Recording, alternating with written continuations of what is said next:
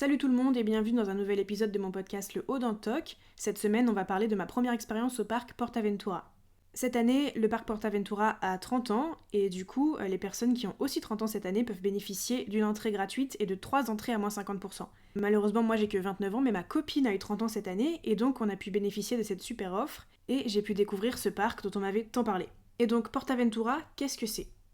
Il ne faut pas confondre le complexe entier PortAventura World et le parc d'attractions seul PortAventura Park. Moi, je vais parler de PortAventura Park parce que c'est le seul des parcs de PortAventura World qu'on a visité et c'est ce parc qui a 30 ans cette année. PortAventura Park donc. Puisqu'il a 30 ans cette année, on peut déduire qu'il a ouvert en 1995. Il mesure aujourd'hui 52 arts et compte 41 attractions, dont 8 montagnes russes et 5 attractions aquatiques. Elles sont réparties en 6 univers, la Méditerranée, la Polynésie, le Mexique, le Far West, la Chine et une zone consacrée aux enfants, Sesamo Aventura, sur le thème de Sesame Street. La plus grosse partie de cette vidéo sera consacrée à mon classement des attractions qu'on a faites, de celles que j'ai le moins aimées à celles que j'ai préférées, avec des indications techniques et ce que j'ai ressenti dans l'attraction. En 8ème position, Tutuki Splash. Située dans le land polynésien, c'est une attraction de type shoot the shoot qui existe depuis l'ouverture du parc en 1995. La durée totale de l'attraction est de 5 minutes 15, elle monte jusqu'à 15 mètres de hauteur et atteint une vitesse maximale de 56 km/h. C'est aussi l'attraction par laquelle on a commencé en arrivant sur le parc. Et au moment où je l'ai faite, c'était l'attraction aquatique qui m'a le plus mouillée de toutes celles que j'avais faites jusqu'ici. J'ai dit en sortant, c'est pas la plus grande, mais c'est la plus splash. Elle n'était pas vraiment mémorable, j'avais déjà oublié son parcours 3 attractions plus tard, mais j'ai trouvé un point sympa quand même. Pendant la montée, on croise le bateau qui est en train de descendre la chute, et on se fait éclabousser par celui-ci. J'ai trouvé cette interaction bien pensée.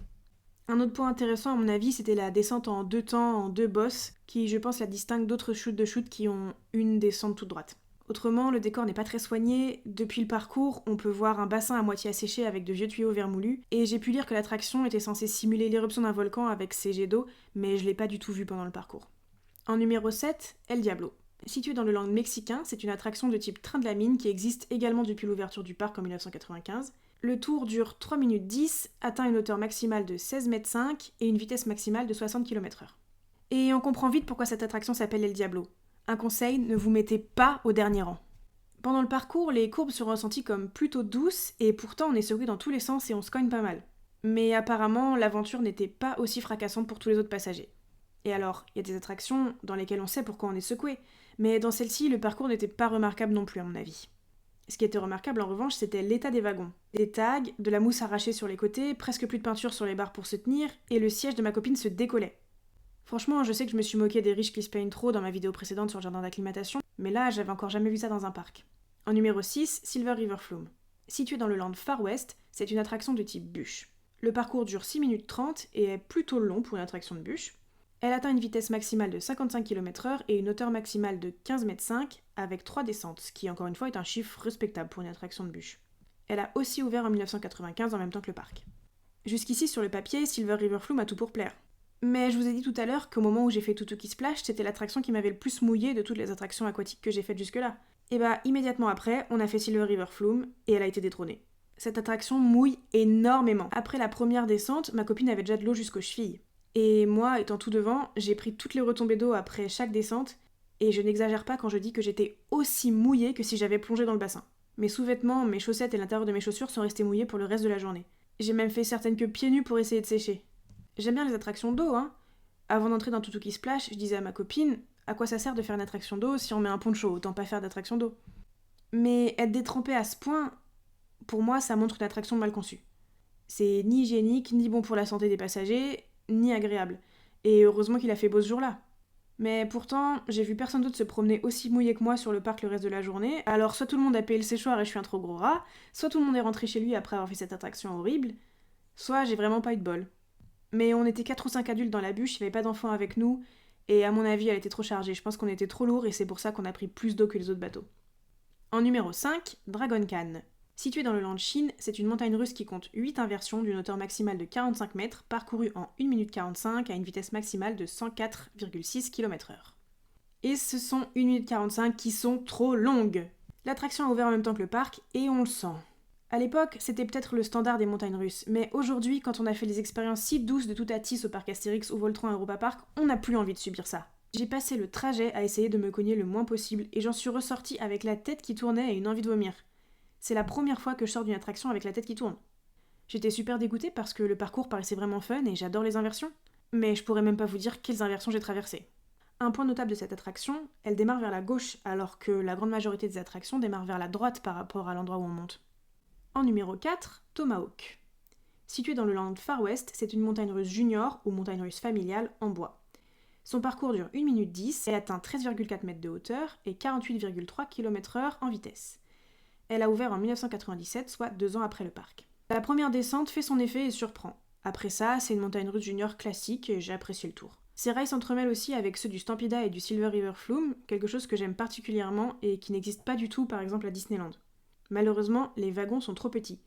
2 personnes n'ont pas pu le faire ensemble parce qu'elles ne rentraient pas à deux dans le wagon. Je trouve ça vraiment humiliant pour les passagers et honteux pour un parc. Et là aussi, j'ai été très étonnée de voir des wagons tagués. En numéro 3, le Stampida. Situé dans le land Far West, c'est une montagne russe racing, c'est-à-dire une montagne russe dont les wagons font la course sur 2 parcours parallèles, et elle est en bois également.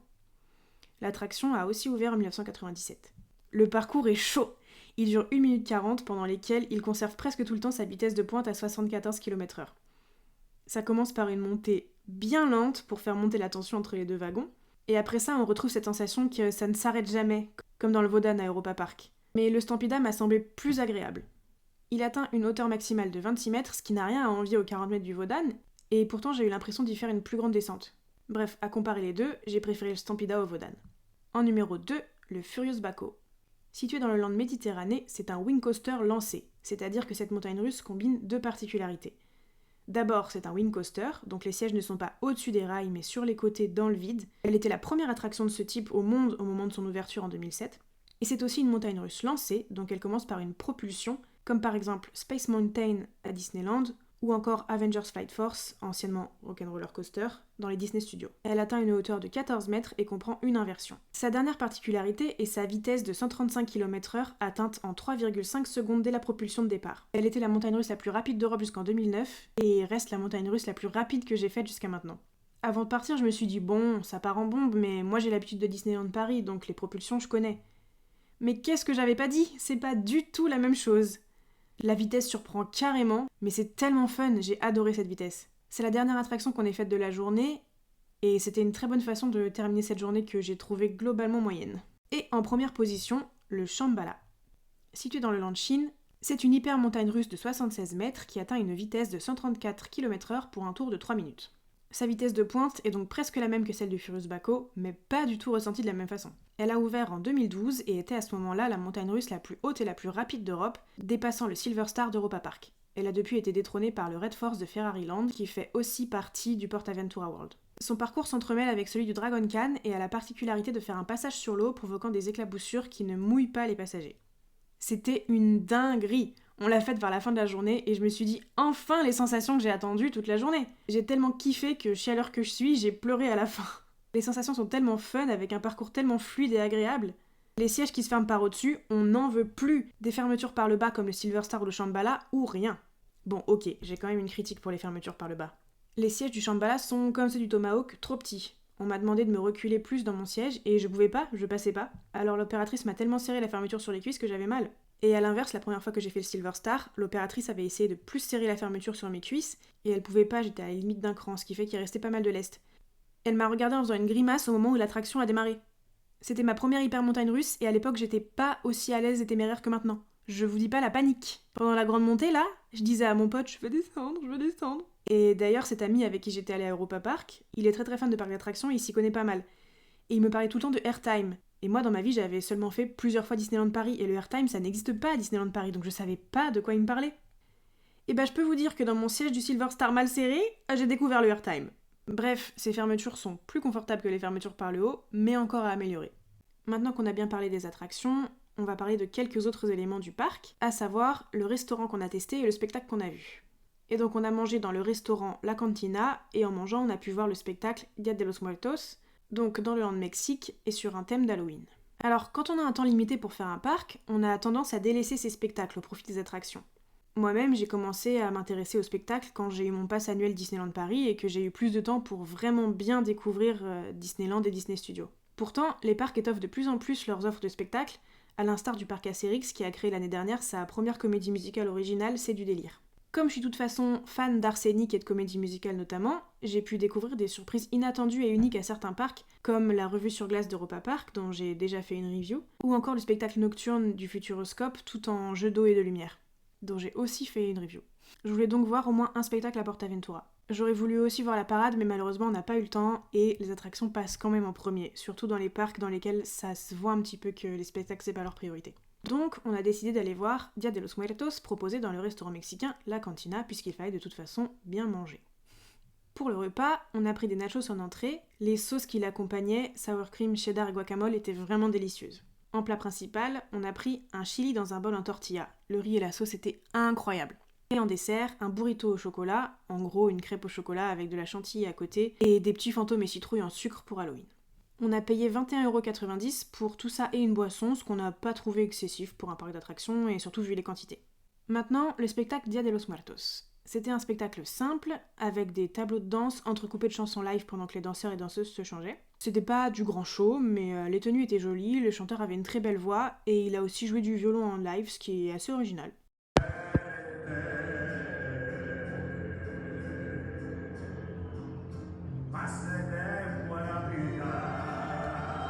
C'était sympa à regarder en mangeant, mais c'est pas un spectacle qui vaudrait le déplacement autrement. Et donc pour conclure, je vais parler maintenant un petit peu du parc en général. Globalement, j'ai été assez déçue. On m'a tellement parlé de PortAventura comme si c'était le parc d'attractions qu'il faut faire, et franchement je trouve qu'il a rien à envier à Europa Park, et même au parc Astérix ou à Disneyland Paris. On n'a malheureusement pas eu le temps de faire l'attraction Uncharted, qui est l'attraction la plus récente et qui propose des sensations différentes des autres montagnes russes du parc et même des autres montagnes russes en général, puisque j'ai pu lire qu'elle proposait la plus grande descente latérale d'Europe. Mais même si dans notre séjour on aurait pu faire un deuxième jour à PortAventura, j'ai pas assez aimé pour repayer un deuxième ticket, surtout sans la promotion. J'ai vraiment apprécié 4 attractions, le Shambhala, le Stampida, le Furious Baco et le Tomahawk. Je referai pas forcément le reste. Bon, à la décharge du parc, ma copine et moi, on fait que les montagnes russes. On fait pas les tours de chute, ni les manèges comme les bateaux à bascule, les tasses rotatives, les pieuvres et autres. Comme on était en basse saison, les horaires étaient peu étendus, le parc était ouvert seulement de 11h à 18h30, ce que je trouve dommage vu qu'il faisait super beau et chaud et qu'il y avait encore du monde. Et du coup, on n'a pas eu le temps de faire tout ce qu'on voulait, alors même qu'on s'intéresse pas à toutes les attractions. Le vrai point positif du parc est quand même la durée des attractions, dont les parcours sont généralement assez longs, là où par exemple Disneyland Paris a des attractions vraiment courtes. Par contre, on perd beaucoup de temps au débarquement parce que derrière, l'embarquement est mal géré. Le point suivant, j'ai déjà mentionné, le parc est pas entretenu. Il est tellement abîmé, il manque de la peinture à plein d'endroits, il y a des tags, des chewing-gums collés partout, des wagons abîmés. J'ai jamais vu un tel niveau d'usure dans un autre parc. Même l'application n'est pas à jour parce que l'attraction Uncharted, qui date quand même déjà de 2023, n'apparaît pas sur le plan, faut la chercher à la main et je suis tombée dessus par hasard. Ensuite, la thématisation est trop légère à mon goût. Je sais que c'est pas forcément quelque chose que tout le monde recherche dans un parc, mais moi j'y suis assez sensible, j'aime bien un beau parc, c'est pour ça que j'aime autant Disneyland Paris. Les éléments thématiques sont trop sporadiques dans certains lands, notamment la Méditerranée et la Polynésie, et les noms des landes en eux-mêmes ont pas vraiment de cohérence, puisqu'on a Polynésie, Méditerranée, Mexique, Far West et Chine, donc vraiment différentes entités géographiques. Et donc, non seulement c'est très abîmé et pas assez décoré, mais en plus ils s'en tapent royalement qu'on voit les backstage. Là où Disneyland fait tout pour les cacher, ils demandent de surtout pas prendre de photos et de vidéos quand on est débarqué d'une attraction bloquée, à PortAventura, en fait, on peut voir les wagons stockés depuis les parcours des attractions. Comme le Futuroscope, PortAventura a un land uniquement pour les enfants. Le thème de cette zone est Sesame Street, qui n'a vraiment aucun rapport avec les autres lands du parc. Mais la zone a le mérite d'être assez jolie. Et comme au Futuroscope, les attractions de cette zone sont vraiment uniquement pour les enfants, là où à Disneyland, les attractions pour les enfants sont accessibles à toute la famille. Je n'ai pas forcément d'avis sur ce point-là.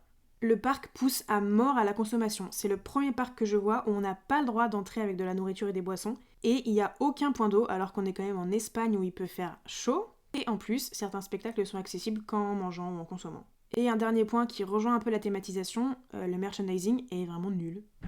Les boutiques sont petites et peu fournies, j'ai réussi à trouver un pins du logo du parc, mais il y a quasiment rien qui reprenne les attractions à part une lanière qui est pas très jolie. Il y a aucune carte postale, moi j'adore envoyer des cartes postales.